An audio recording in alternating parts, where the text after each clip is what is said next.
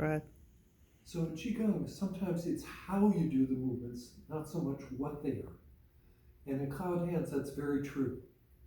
Now, moving in the Qi, compressing and releasing the Qi as you turn side to side, that stimulates the lymphatic flow in the legs and in the core of the body. But the arm movements in Qigong, in cloud hands, can stimulate the flow, the lymphatic flow in the arms, which can be very helpful for people dealing with lymphatic swelling of a limb after surgical removal of the lymph nodes. So the interesting thing about the arm movements is that it's how you extend the arms out of the body. So most people never notice that the arms can literally grow out of the body and then shrink back in. Grow out of the body and shrink back in. So interwoven with the muscles of the is a web of what's called fascia, F-A-S-C-I-A, fascia connective tissue. The fascia forms a communicating web inside the body. It's another way that the qi travels inside the body. And when you lightly stretch it, you can actually begin to feel that web of fascia. The key is that you have to relax and soften the muscles as you lightly extend and then slowly bend. Lightly extend and slowly bend. So this is often called bend and stretch. And gradually the stretching and slow bending begins to waken up not just the fascia in the arms, but the fascial connections from the arms into the chest and the back, and even the belly, and down into the legs, and down into the feet.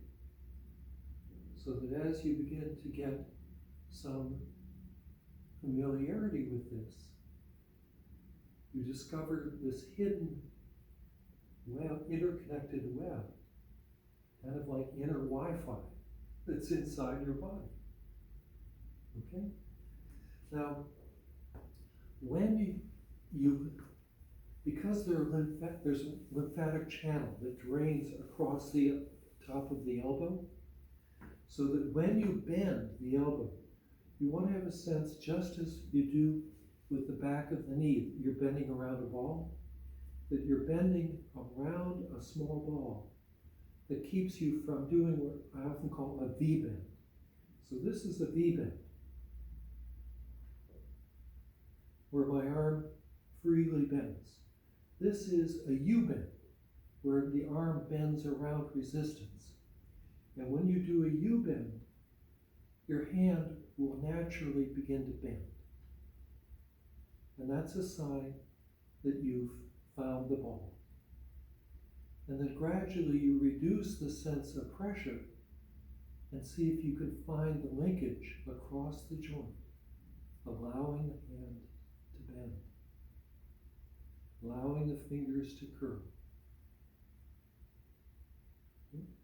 Now the next key in this is having a sense of extension. So if the elbow tip doesn't have a slight sense of pull out of the body from the midpoint of the spine between the shoulder blades, you won't have the ability to get the linkage from the forearm, where you can pretty easily feel the fascial web, into the body and particularly into the spine.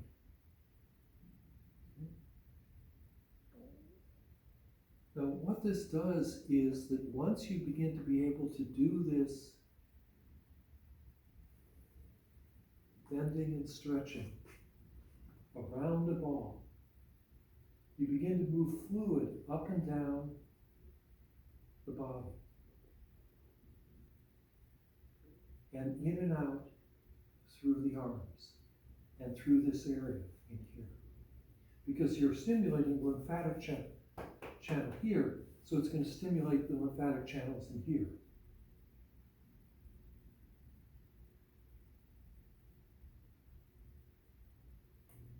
And as you bend the elbows around a ball, you bend the knees around a ball. And when you do that, you'll find that not only do your hands curl, your palms indent, your fingers curve, but your arches will rise and your toes will curl underneath.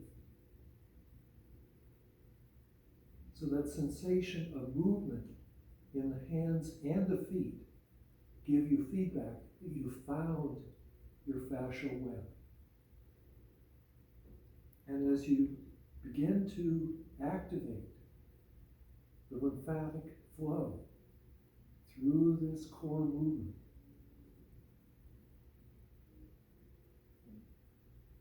you'll feel a stronger and stronger sense of something flowing down the body as you bend, something flowing up the body as you stretch.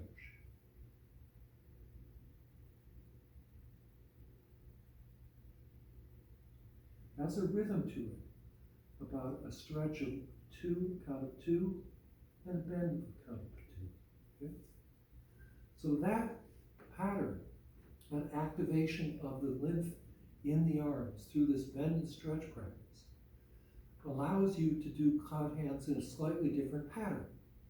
So the pattern we did in the last segment was a 1-2. It was bend an elbow and a knee on one side and stretch a leg and an arm on the other side. So it's more like a cross-country skiing motion. Okay?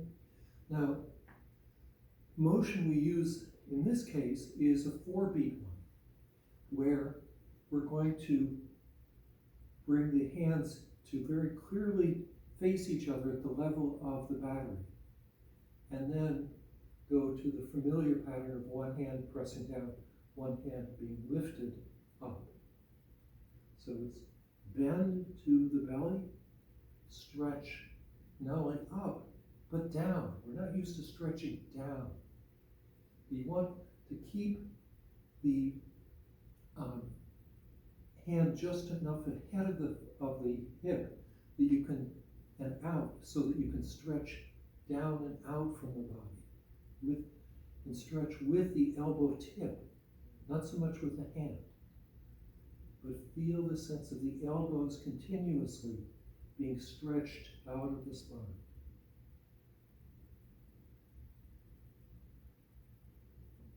One, 2, 3, 4. 1, 2, 3, 4.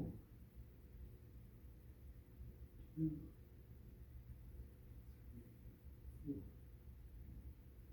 And feeling for that sense of bending both the knees and the arms around the ball. This also allows you to access the first sensation of a different pattern of flowing of Qi. When we're doing the 1-2, we have more of a sense of Qi rising on one side of the body and sinking on the other. So this is the strong up and down current. It's one of the two dominant Qi patterns that occurs in the body.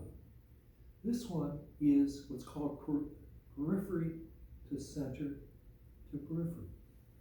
So this is the same pattern we have when our hands do the Qi accordion. So the Qi returns to the dantian and then expands outward. Expands, returns. Expands, returns. So that's why this hand moves out a little further, because it has that sense of widening the expansion. And if I'm turned to the side, you can see how this hand has a sense of being extended also away from the body. And the arms keep a sense of a curve.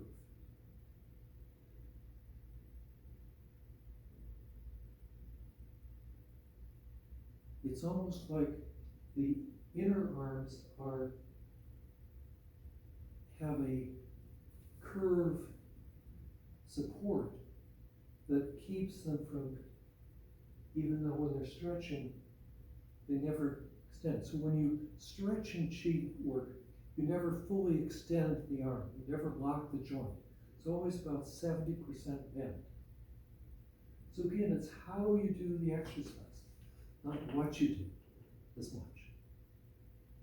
I think you'll really find yourself falling in love with this pattern, particularly if you're dealing with any lymphatic issues. But also, now that we're dealing with COVID virus, we want to do what we can to strengthen our immune systems. And the lymphatic system is a core part of the immune system. So we have in this cloud hands a very accessible immune stimulant. So I'll just do this pattern slowly for a little while so you can have a practice doing it.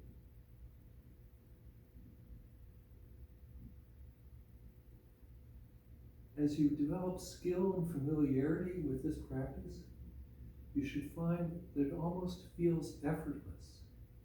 There's very little muscular effort because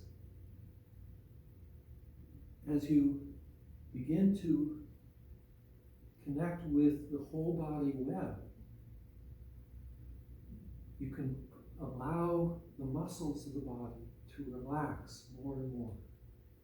So as you relax the muscles, the nerves relax. And because the connective tissue, the fascial web, relies on spring to move, you're not really using much energy at all when you do this. You're just allowing your body to load a spring and release a spring. Load a spring, release a spring.